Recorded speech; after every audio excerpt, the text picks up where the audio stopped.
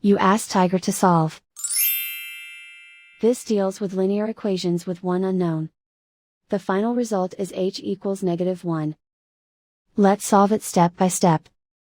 Group all constants on the right side of the equation. Add 5 to both sides.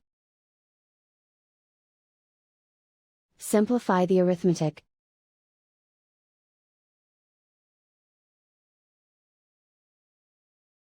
Isolate the h. Divide both sides by -4. Cancel out the negatives.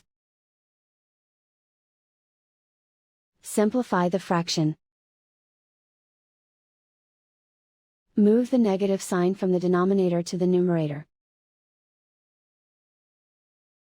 Simplify the fraction.